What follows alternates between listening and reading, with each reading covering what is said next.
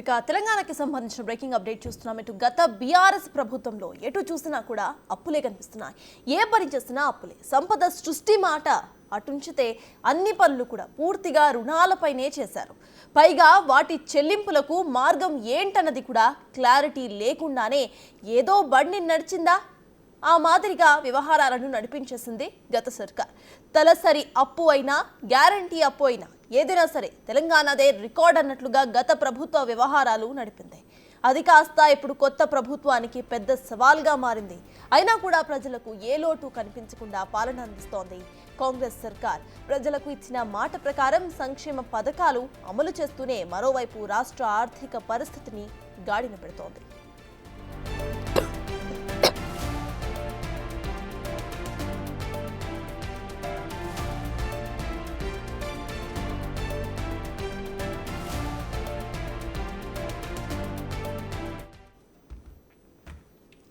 గత ప్రభుత్వం తెలంగాణను అప్పుల కుప్పగా మార్చితే కాంగ్రెస్ సర్కార్ వచ్చాక రాష్ట్ర ప్రజలపై మోపిన రుణభారాన్ని తగ్గిస్తున్నారు. అధికారంలోకి వచ్చినప్పటికీ అప్పటి నుంచి గత నెల నవంబర్ వరకు రాష్ట్ర ప్రభుత్వం మొత్తం 52,118 కోట్ల అప్పులను తెచ్చింది. ఇదే సమయంలో 64,516 కోట్ల చెల్లింపులు కూడా జరిపింది. వీటికి తోడుగా ప్రజలకు ఇచ్చిన మాట ప్రకారం వారికి ఎలాంటి లోటు కలగకుండా పథకాల రూపంలో ప్రజలకు 61,194 కోట్ల రూపాయలను ఖర్చు చేసింది.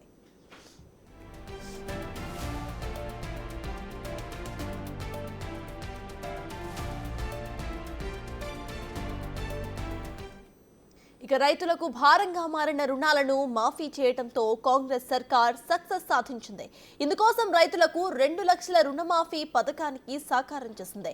ఏకకాలంలో రైతులకు 20,617 కోట్ల రూపాయల రుణమాఫీ చేసి రికార్డును నెలకొల్పింది కాంగ్రెస్ సర్కార్. ఇక రైతుల సంక్షేమ కోసం తెచ్చిన రైతు భరోసా, పంటల బీమా, రైతు బీమా, పంట నష్ట పరిహారానికి, ఉచిత విద్యుత్, సన్నవడ్ల బోనస్ కి దాదాపుగా 57,000 కోట్ల రూపాయలను ఖర్చు చేసింది. ఇక రాజీవ్ ఆరోగ్యశ్రీ కోసం 890 కోట్లు, మహాలక్ష్మి సబ్సిడీ కోసం 442 కోట్లు, ఉచిత విద్యుత్ పథకంలో భాగంగా గృహలక్ష్మి పథకానికి 1,234 కోట్ల రూపాయలను ఖర్చు చేసింది సర్కార్. ఇక విద్యుత్ సబ్సిడీ కోసం 11,141 కోట్లు, రైతుల ఇన్సూరెన్స్ కు 1,514 కోట్లు, రేషన్ బియ్యం సబ్సిడీ కోసం 1,647 కోట్లను పెట్టింది ప్రభుత్వం. మరోవైపు scholarship, diet charges, RTC subsidy రాయితీ, కళ్యాణ లక్ష్మి, షాదీ ముబారక్ల కోసం ఇలా అన్ని కలిపి కూడా సంక్షేమ పథకాలకే 61,194 కోట్ల రూపాయలను ఖర్చు చేసింది కాంగ్రెస్ సర్కార్.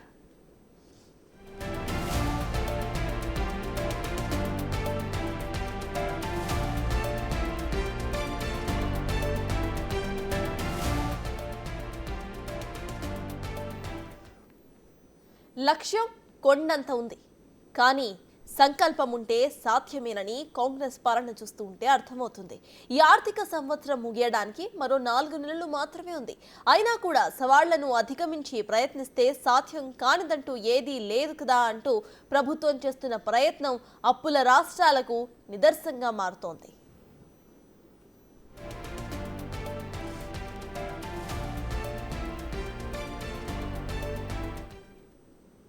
గత బీఆర్ఎస్ ప్రభుత్వం చేసిన అప్పుల వల్ల, ఆ తప్పుల వల్ల ప్రజెంట్ ప్రభుత్వం అయితే ఒక ప్రాబ్లమాటిక్ సిచ్యువేషన్లో ఉన్నా కూడా వాటిని జయిస్తూ ఇటు ఏవైతే ప్రామిస్ చేస్తారో అవన్నీ కూడా చేస్తున్నారు. ఇదే అంశంపై పూర్తి details my associate input editor ఇటు నగేష్ అందిస్తారు. నగేష్, చెప్పండి. ఇటు చూస్తే కంప్లీట్గా కూడా గత ప్రభుత్వం చేసిన అప్పులను తీరుస్తూనే సంక్షేమ పథకాలకు కూడా డబ్బులు తెస్తూ ఇస్తోంది ఈ ప్రభుత్వం.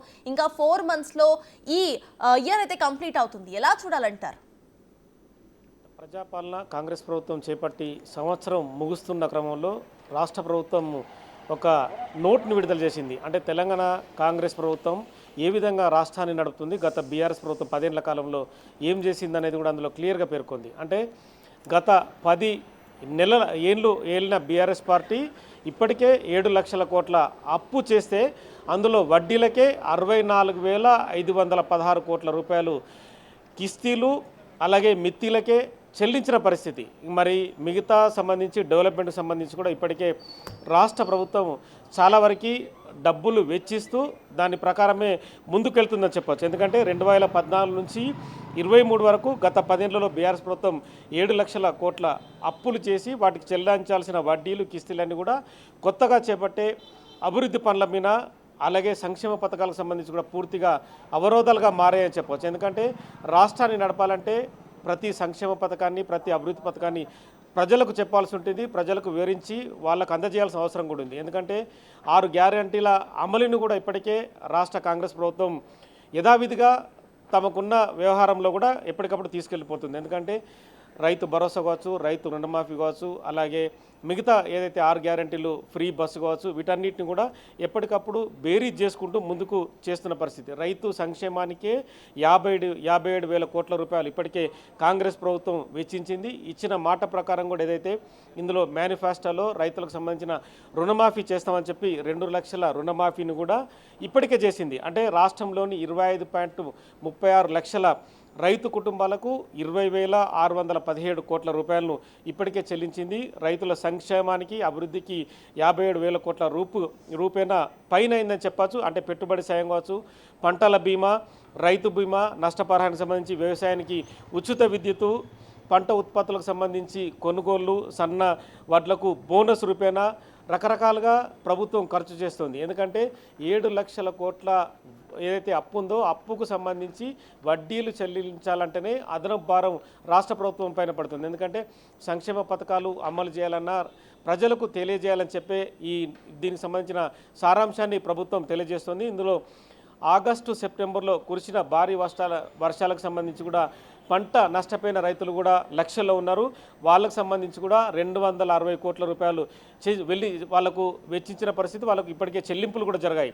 మహాలక్ష్మి, గృహజ్యోతితో పాటు యువ వికాసాన్ని కూడా ఎప్పటికప్పుడు అమలు చేస్తూ ముందుకు వెళ్తున్న పరిస్థితి. రాజీవ్ ఆరోగ్యశ్రీ, ఆర్టీసీ బస్సుల్లో మహిళలకు ఉచిత ప్రయాణం, అలాగే 500కు గ్యాస్ సిలిండరు, 200 యూనిట్ల లోపు ఉచిత గృహ విద్యుత్ కావచ్చు, బియ్యం సబ్సిడీ, స్కాలర్షిప్లు, డైట్ ఛార్జీల పెంపు, కళ్యాణ లక్ష్మి, షాదీ ముబారక్, ఇలా అన్ని పథకాలకు కలిపి 61,194 రూపాయలు ఖర్చు చేసినట్టుగా కూడా తమ సంవత్సర పాలనకు సంబంధించి కూడా ఒక నోట్ని బయటకు విడుదల చేసింది. బీసీ మైనారిటీలకు, ఎస్సీ ఎస్టీ సంక్షేమానికి ఇప్పటికే 9,888 కోట్ల రూపాయలు ఖర్చు చేసినట్టుగా కూడా ఆ నోట్లో వెల్లడించింది. ఎందుకంటే గత ప్రభుత్వం బకాయి పెట్టిన 1,00,000 కోట్ల బిల్లులను కూడా క్రమ పద్ధతిలో చెల్లిస్తూ వస్తుంది. అంటే దాదాపుగా వడ్డీలు చెల్లిస్తూ వాళ్ళకు మిత్తిల రూపేణా కూడా వాళ్ళకు డబ్బులు చెల్లిస్తూ కూడా ప్రభుత్వము ఏదైతే అభివృద్ధికి సంబంధించి సంక్షేమానికి సంబంధించి ముందుకెళ్తున్నట్టుగా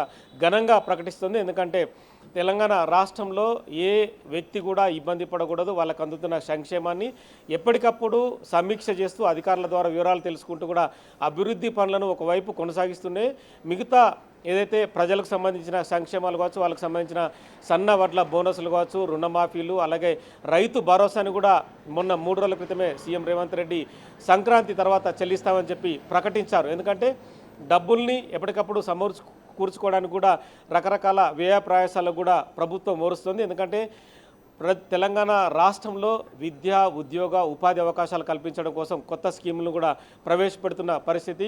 4th సిటీ పేరిన 4th సిటీని కూడా డెవలప్ చేయడం ఒకటి కావచ్చు, అలాగే లగచర్లో ఇండస్ట్రియల్ కారిడార్ రూపేణా అక్కడ కూడా కంపెనీలను ఏర్పాటు చేయడం కావచ్చు.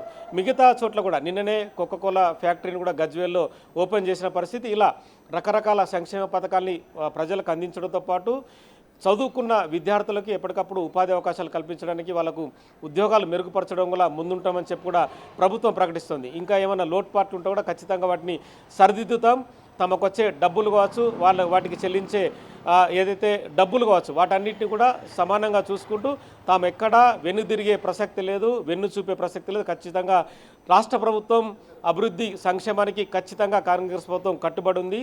6 మేనిఫెస్టోలకు సంబంధించి కూడా రకరకాలుగా తాము ముందుకెళ్తాం, వాటిని ఖచ్చితంగా అమలు చేసే ప్రక్రియనే తాము ముందుకు తీసుకెళ్తున్నామని చెప్పి కూడా కాంగ్రెస్ రాష్ట్ర పార్టీ ప్రభుత్వం కూడా ప్రకటించిన పరిస్థితి కనిపిస్తుంది. అయితే నగేష్, ఇటు చూస్తే కంప్లీట్గా కూడా అప్పులు కానివ్వండి, లేకపోతే గత ప్రభుత్వం చేసిన ఏవైతే అప్పులు కంప్లీట్గా ఉన్నాయో వాటిని తీర్చడం, ఆ తర్వాత ఇటు ఒక్కొక్క మనిషిపై ఉన్న భారాన్ని తగ్గించడం ప్రెసెంట్ గవర్నమెంట్కి పెద్ద సవాలని చెప్పుకోవాలి. సవాళ్ళన్నింటినీ కూడా ఎదుర్కొంటూ సంక్షేమ పథకాలు ఇస్తుంది. అయినా కూడా బీఆర్ఎస్ ప్రభుత్వం ఎప్పుడెప్పుడు దొరుకుతారా, లేకపోతే ఒకవేళ మంచి పనులు చేసినా కూడా కావాలని టార్గెట్ చేస్తోంది. దీన్ని ఎలా చూడాలంటారు? బీఆర్ఎస్ ప్రభుత్వంలో ఇప్పటికి కూడా వాళ్ళకి అధికార దాహం అనేది ఇప్పటికి కూడా వాళ్ళు కోల్పోయినట్టుగా కనిపిస్తుంది. ఇప్పటికీ కాంగ్రెస్ పార్టీ ఇదే విధంగా ఆరోపిస్తుంది. ఎందుకంటే తమకు మంది మార్బలం, గన్మెన్లు, ఎక్కడికి వెళ్తే అక్కడ మంగళహారతులు పడిన పరిస్థితులలో అవన్నీ లేకపోయేసరికి మాజీ మంత్రి కేటీఆర్ కావచ్చు, హరీష్ కావచ్చు, కవిత కావచ్చు, వీళ్ళందరూ కూడా ఒక రకమైన అసహనానికి లోనవుతూ ప్రతి విషయాన్ని అంటే ఒక సోషల్ మీడియా గ్రూపును ఏర్పాటు చేసుకొని వాళ్ళు ఎప్పటికప్పుడు ఏదో రకంగా ట్వీట్ చేసి బదనాం చేయాలన్నదే వాళ్ళ ఉద్దేశం. కానీ అదే రీతిలో సంక్షేమం జరుగుతున్న అభివృద్ధి కావచ్చు, మిగతా వ్యవహారాలు కావచ్చు, ప్రజలకు అందుతున్న పథకాలు, ఫలాలు కావచ్చు, వాటిని చూపెట్టడంలో కూడా అదే రకంగా ముందుండాలని చెప్పి కూడా కాంగ్రెస్ పార్టీ చెప్తుంది. కానీ వాటిని చూపించకుండా భూతద్దంలో చీమను చూస్తే ఏనుగులా కనిపిస్తుంది. అలాంటి రీతిలోనే బీఆర్ఎస్ పార్టీ సంబంధించిన మాజీ మంత్రి కేటీఆర్, హరీష్ కానీ, కవిత కానీ అదే రీతిలో ముందుకెళ్తున్నారు. అంటే ఒక తెలంగాణ తల్లి విగ్రహాన్ని పెడితే విగ్రహానికి ఈ హంగులు లేవు, అవి లేవు, ఇవి అని చెప్పడం, ఇంకో దగ్గర రాజీవ్ గాంధీ విగ్రహాన్ని సెక్రటరియట్ బయట పెడుతుంటే ఆ విగ్రహం ఎందుకు పెడుతున్నారు?